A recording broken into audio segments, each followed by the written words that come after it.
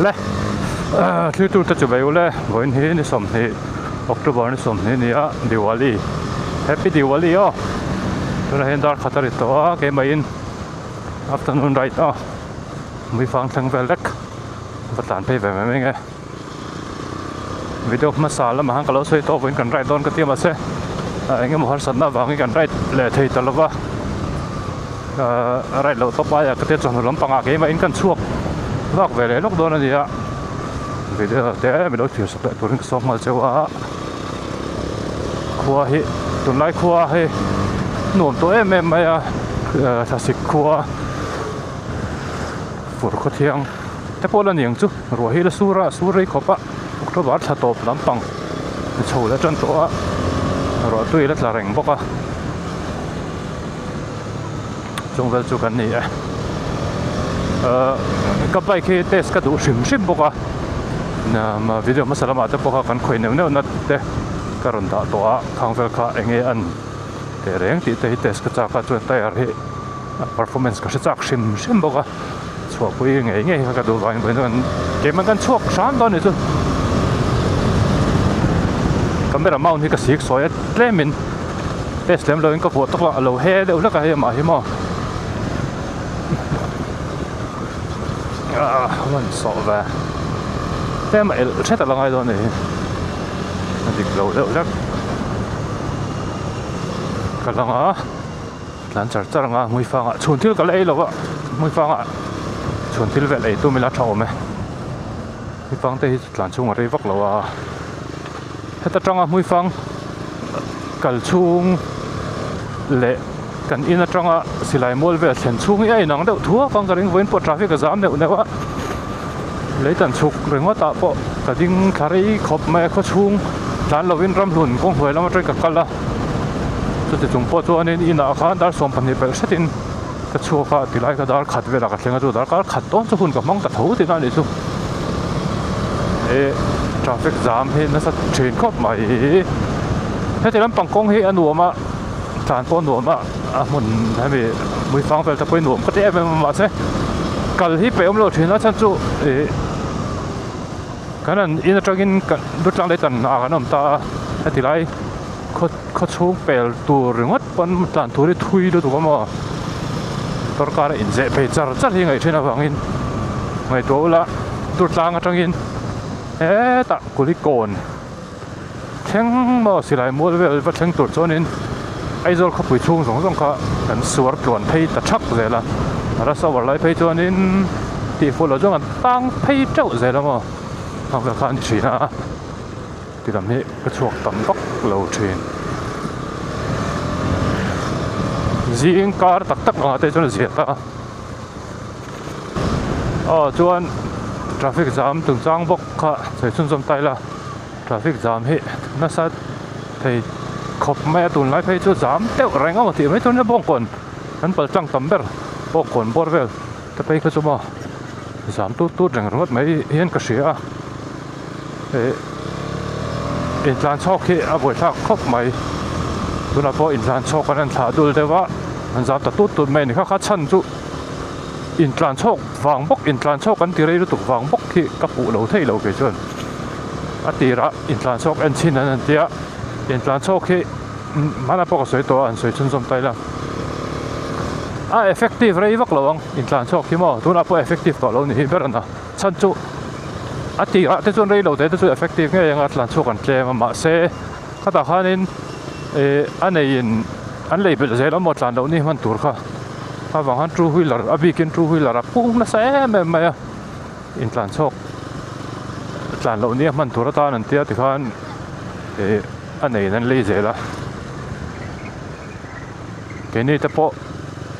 nei thei ni lang cho ni in tlan chok tlan lo ni man tur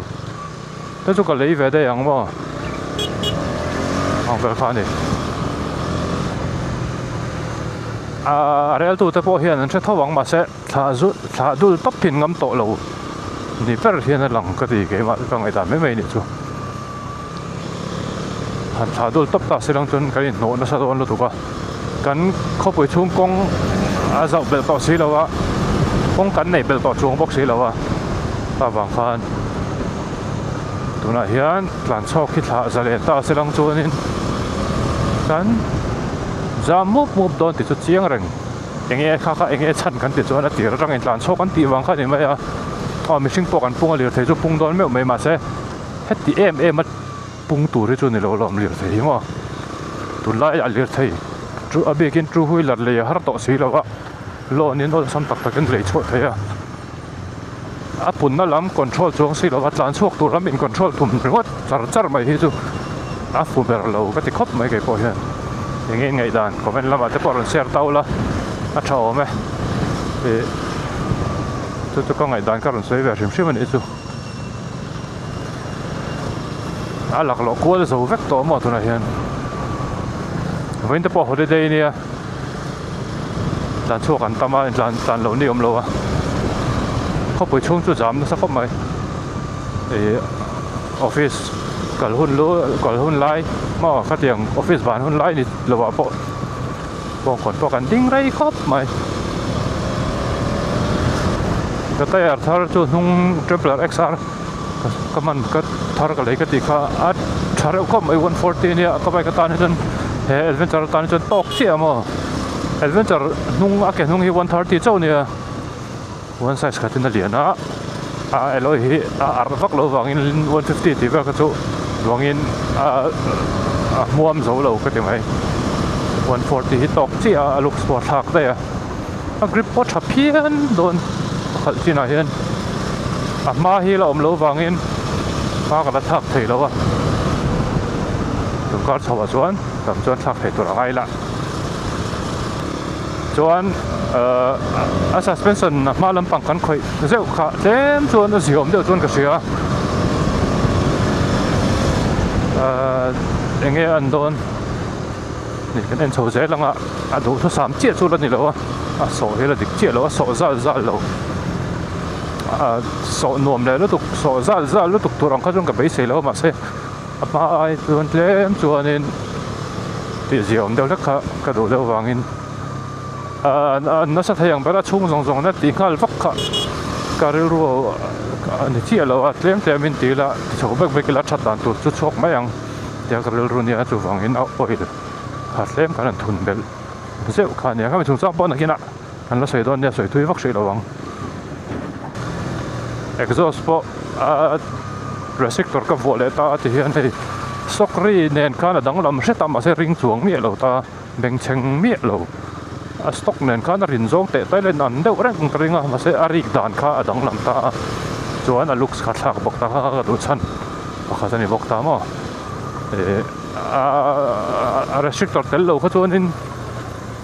a hei a thol lu tu ari kha khoi thiam dan chuan hei FZ hun laia a khami a canister an tan top ari ang deuh hlek khan hei ri deuh huau hian a kha ari kha moi ka ti chi lo chuan restrictor ka bua tlem in ari ron thol huau phare ta deuh leka chuan a ziata chuan a thar khop mai te chuan performance lam chu ka hret vak hri lo tuna chuan ma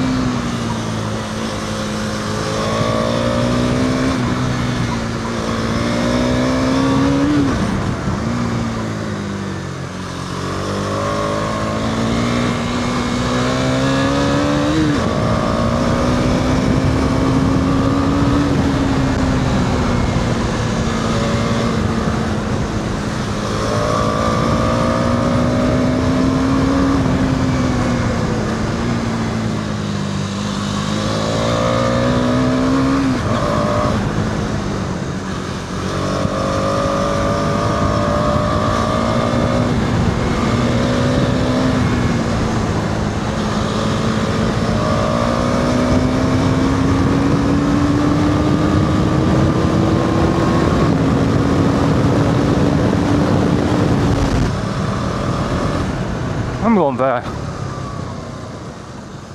sẽ cực jacket thao khi windproof này lúm khop mai chính kan rồi sur đâu là cả làm bằng phan chỗ này Google thar cái này à hay ta cheerful helmet point rồi này à này cái vấn đề à mình đã lỏng đôi liền là cái lỏng quá mấy lens here nên mình tụi nó lens bác cái là phim mà xong mà sạc mấy thầy à chả đâu có mấy đủ về tan chuan hay ta cheerful helmet point à đấy thầy mỗi được chùm clear sky clear blue sky ai bọc cái sen thấy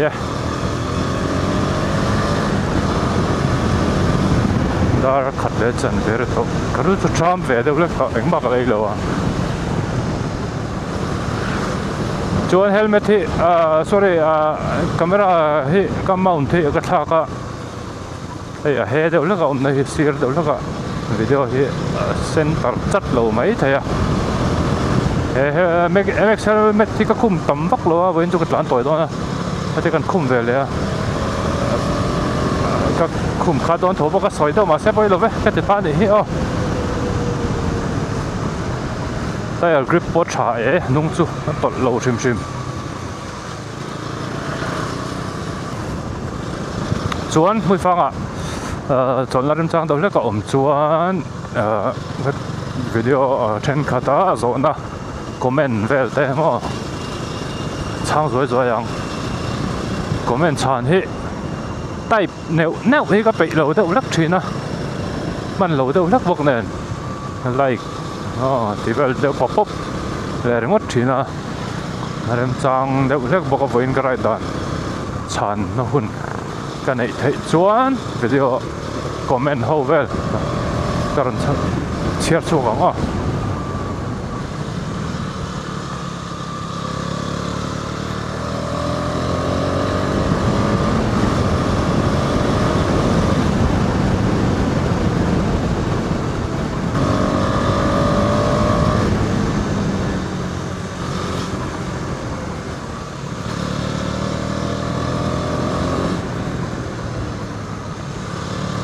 par sin na sin par tham ko mai ti lampang po eng chi ta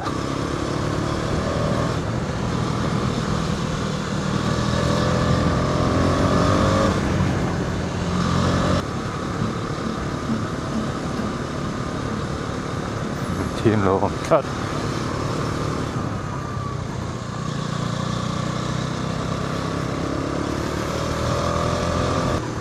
Midum ka. What a very nice view here, anyway, ma. Hey, có thiêng xịn. Riêng cả trong là đâu là khán phải tôi sạc ống khóc mày với nòng khua hay luôn.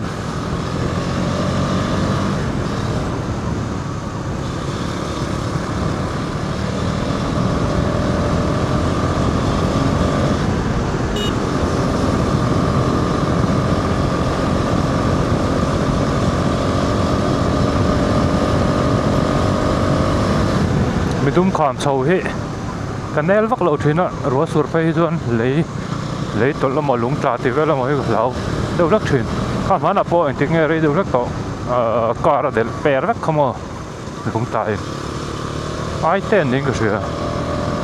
Hồi đấy tặng nghe cái chiêng lẩu mà thế. Các calma phan các bike trên các bota, phan thui tàu không ai, trên này chắc ngay chạy bóng cái cái tiệm hi buổi thắc của mấy sợi phố tòng khăn trên cắn bột á thấy đầu té nó thò lệ đu lệ ha rất là hoa thì làm bột chúa ấy mày trên nhìn chắp đi thấy nhìn nó mà sẽ nhìn tắc tắc thấy bọn này đầu cái tiệm cho mà suy ngắm thấy xì vắng này trên link tập bột tầm ta các tụi chắc bị cả thò mà nó bị bọc anh khong đi thấy nào mà thì cái này bota anh đi về thâu ang cái tiệm này cho anh xem cái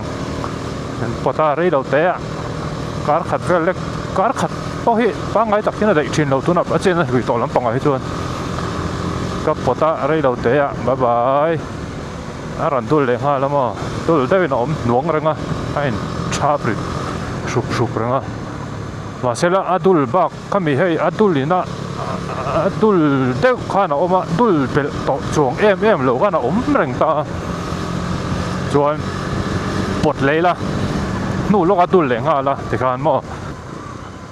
บรัวเขาว่าตายตัวเฟตลมจูมาบดบรุษเจ็บเราตาทอดจวน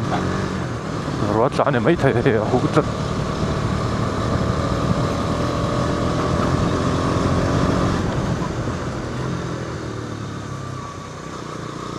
รู้จานตับที่เลยสักตับ exhaust ซุปตอกเราเลยไม่เบ่งเชิงเมียสีเราวินรีดมินติผูดตอกไว้แล้วมั้ง performance ทำให้ตัวเองก็แค่ได้โลมันจะก็ฝัวริมข้างก็ไอ้เบลเงี้ยก็ใช่เราว่าข้าชุ่มข้ามันจะข้าชุ่มตัวจัดๆเนี่ย engine ข้าสามารถแต่ก็เชียร์นักกันเนี่ยนี่มินอันนี้ตาก็คอยเกี่ยวกับกระดานกวนหัวละเฟ้นข้าวิร์ดเช่นไหมมันจะเป็นอะไรให้เองวักชนนี่แหละตัวจงเราว่าอันนี้มินข้างก็ไอ้เบลเด็กเนี่ยนี่โอ้แต่ก็ที่ไม่เฟ้นข้าวิร์ดงุนรู้ตัวจะเก็บไปกางเต้250แต่390แต่บอลเนี่ยถ้าว่าเก็บเต็มจุengine เลียนไปแล้วเล็กตัว engine จะสมาก็ช่วงของจนเฟนเตอร์ดูมั้ง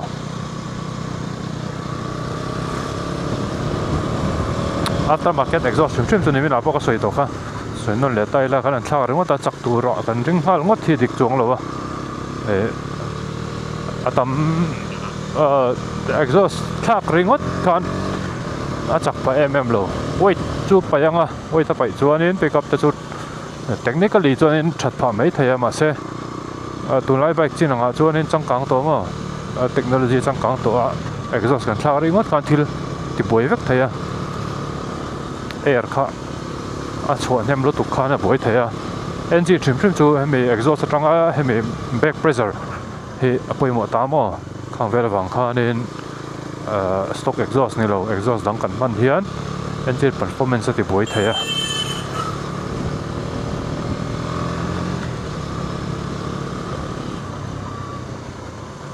engine นี่จะตัวเราตักคิดจะสยังข้านี่ก็เชฟฟักเรามาเสียตัวรู้สึกคิดชวนก็เชฟเรา engine performance เราจูที่ป่วยเวที air filter ลำเตะ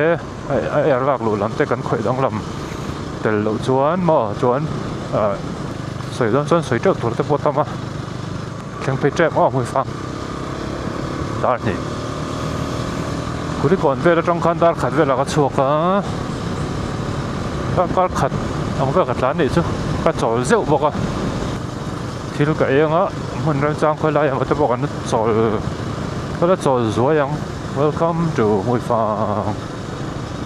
ฟังให้จนหนูมันเนี่ยบอกรถได้ fresh ข้อหอยเวลเต้นหนูมั้งว่าน่าสวยที่ไรจู่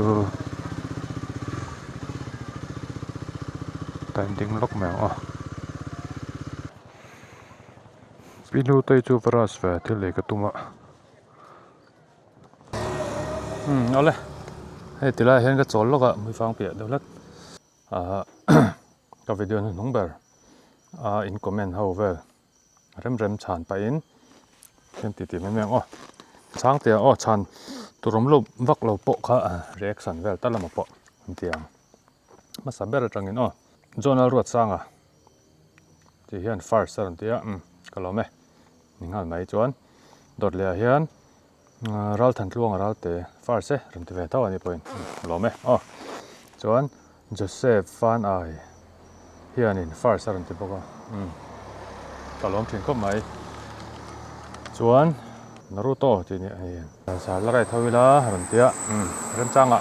เริ่มจวนแต่อะไรเท่าไม่เตะเสียงเสียดเมียหรอกส่วนป่าปอร์ที่เห็นรถก็ป่ารถก็ไม่น่าสารเองจะทิ้งไงไปเสียมตีรถที่ให้มีการไปก็ไป exhaust ไปเสียมตีนะทีแจ้งสังกัดมีเสียมสังกัดมีส่วนจ chuanin tila hian comment pakhat hi moite a infobikes lampang mo moite hi chu kalo share to to kan share lenga MotoGP podcast te pumote te ne ti thin kamo khan ron comment boka fork oil top up top chu azia pha po ani mai theya fork stickson om chan kha hriat chian thum phot ula tha kawan ti em in right puyanga rin lo deuh khosak pal kalo lo pui deuh che atia chuan independent fork mang tura kalo ngai ngota right for rebound le left for compression apani khan in top up ve box sia ti hiron jeka chia to to poi nia dika moi te ron soi hi ni thil technical develop khria ron soi hi dik viawa kalu ton om tawa a fork hi separate function fork ani em ka hriat lo hi kala zir chiang chi lo wa atira jong kalu rom thawa stickson om bo ka boi thina ma tang to in ai kan anvil thina tilai axle te ka lu sa chuan ka so ai do in pop deuh kan yang ka te chu kan ti vela chuan triple clamp pani ta po hi kat lu sa chuan ka siam rema ta hian ka siam rem boka chu kan ti kan te la dik che chong lo wa a chung lampang hi dik lo deuh lam an dik lo deuh la ka man ka te chu han khoi vak ngal don kan ken sen trawanga dik tak si don ken seng trawng ti ka lau deuh lek box hi nen claim fork oil mang hianin ti dang lam deuh lek al ti ziom deuh lek the dan lo om takin ti thuwa kan ti chin phot ania trial and error vek alania adik ngal vek ang ti box sai thei chuang lawa tlem kan thun bela lo dik pal chuan a thado ne ma ti thuwa khan kan han ti chin phot khan nia nakin zela chuan kan la ti chho zelanga lo that lo chuan oil te po kan thlang nga chung te po khoyang ai chuan kan la khoi thawanga chu nakina chuan ti hian ka mang chin photanga kan enanga voina po ka tlan pui nual ta nom dan vel chu hriat chho tana chung vel chu ni han atira tanga ti ngal vak kha chu soyang khanin insen vak ka insen thon te ka lo deuh la ka wang khan oil pa ngai top ka leya oil tha po kalat oil tha chi po le ngal ka tum deuh ma se kanan tianga man vak lo hianin ka inseng mai meng ti ka lo wang khan chung vel chu ka la ti chia lo ania keima thiam ang chu ka lo experiment kol ve to thowa moi te a hi kan veng pa nia lo bang ko mai ka boina ber chu a rebound na ber hi nia per chuak zong hi mo duangin en per chuak thalo deuh lek kian ka ria chu suspension expert pok ni chong lem lo a kha tlema mechanic ke ai se deuh lek tura karin ka wapan ve tap ka nia puma fela ni fer kop mai amin do saka kan la angel don nia la ti tho bok ai poi kan la experiment chho zerang tu le chon experiment kal lai mek ang chaw la ni kan la final chi lo zona dang le ma pu ya chang te puwa mon mania treasury ya side glass kha thak ro cheng sang khati choi mayang min tia tiang thil hi tong ve to em afia viau sia tha ka lo ti ve viau sin aron tia ei ka side glass hi atir tang ka man char ania convex mirror rang chi te ka hau kala tok me lo traffic police point min soi sel me lo ka kho chunga ka tlan na po hen tu ma soi sel hi kala tong lo wa treni chuan an haung se chu min ti le thina ma se tuna ka man to china chuan hau kala tok than lo tuna chuan mo stock te chu thavera na se hei po hi practical view mu vek the nung zong mo chu tianga hei side glass te po te le lu tuk man thei mi lo hi om hi ten te chu than ta se la a function tho chuan enge mo hei te nunga mi te kan mu thei chuan tho chuan enge mo a poina le te man hi a practical tho chuan ti te ru lo chuan kan nei me thin chuan FC la thamona kaming pui chian ni mai la thamona ve thonia kania ke po hi sar aron 5 kha itiral to mi itiral to ti na mi ti aron 5 fi kan la tiral lawa kan la kol thowa kanau hian a changchun zom ta kanau le chu kala khal verang tho ke po hian ma se right nan tak he jong kamang ta vak lo chan chu hei hi awma kan riding style ne ni adventure bike hi a in mil zo ka wangin hei kamang tangar ngara tlan thui don pe chon hei lo hi chu ka pe vak to lo aron 5 ka chon thui tak tlan ka pe to vak lo chung wel chu ni ala om kan la that lo BD pictures ti hianin MGF le FAG a tha bearing chu ato de hret thi na tia kalome bearing ka wheel bearing hi SKF ba kha brand tha kal hre tuk wak lo mani khan SKF ka kal lei tum khan lo nei lova chin chia tur ni MGF le FAG ti DB pictures chunga kalome chuan fakzwala khol hring te hian MTBS 6 a small agra ka manga tapetaria timing chain ten na tur khop mai avo ka vo ngom to lo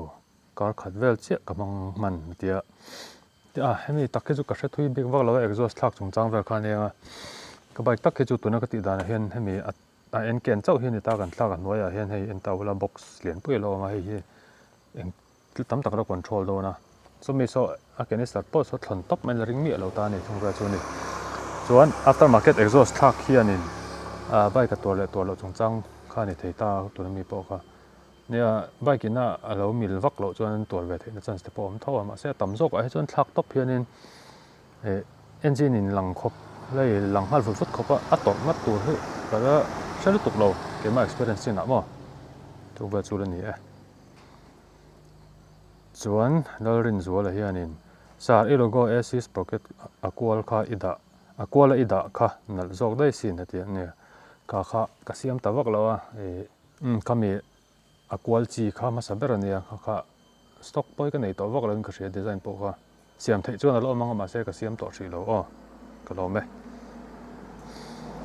road fail ralte hetiang khachung vela e vlog khi amunom ka ti ka ni mina ka kalkol na khachung vela ka kalkol na video vel kan da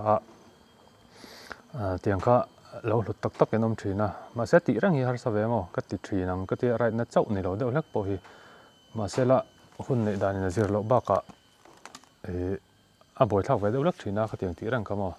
ka bang kan kar ti lo thina dam chuanin kan ti chho zel thei tur anga yang ot khat moi tok vel te chuan Morris ti hian ti dai la R15 V5 hi enge chan chin gai seran ti ke ma min zo ke men point chong lovin ka shabik chi lo R15 V5 hi nge nakina te chon ron na chok ma na V4 chona po hei kumli R15 V4 chona po kumli vel ani ve to ta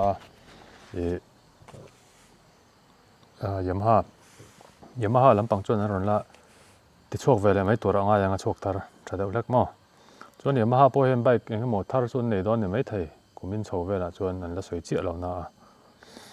kha zong kha kal video ni nong ber comment ho chun ta hetiang comment chana vel he ti de zeu ron tum tai la hun om chuan right dan in a zir chuan solo right hi chuan in hun mani in du danin a in set theya arem ta ma se thien te nen right hianin arem te teu thin lova ka kha voina ga ron ti tel mai ni chu chuan video ma salam pang comment teng te po hi arem chuan ron ti zeu la tha ome ka video te ron comment thina khalom le mai comment zel turin ka som chewa lo en zel turin ka som ngal bok chu ni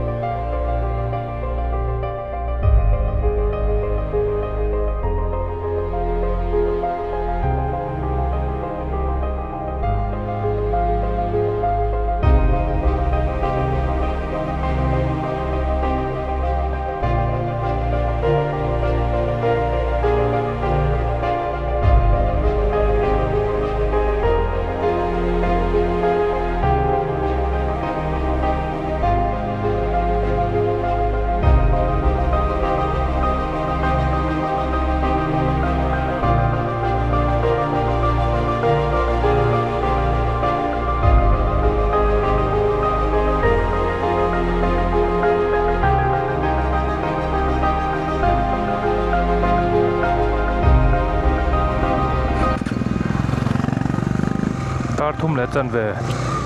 chuan ti lai mui fang windmill atang hen ka chok le do na drone te kan thla ti ran thu de wang wanga chuan video lo en thin te subscriber te no ve no ron bia sticker te kan pe mi ten ka cover ker tal lem lo wa chuwa hang ka lo me mi te lo se ve ka lo thin ko mai te theng tu sticker te kan pe kho hi hei tu i tram ji kong be ro nai in ka sia chu wan ka ho pe yang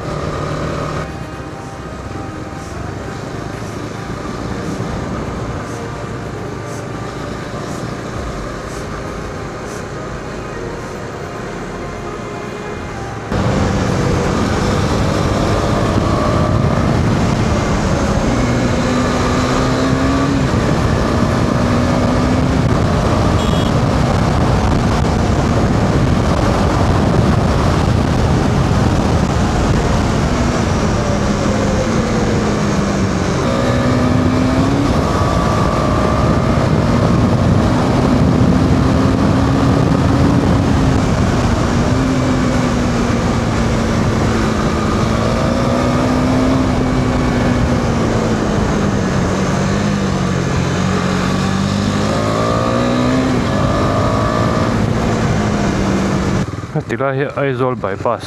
kong tur an ti kha ne lai na sa to a lo tin thei chuanin tha phian ang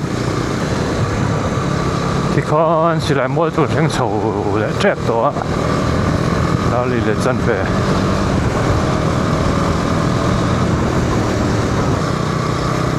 han video te lo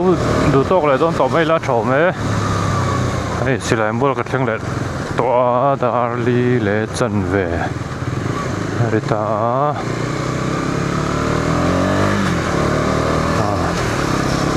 bak chu kho chunga traffic jam a ning phei le char char don sia tila hin ka in see of mai don de video lo en tu sang sang tai chunga ka lom hle mai dam chuanin next video te ka rin mala chau don de bye bye phatu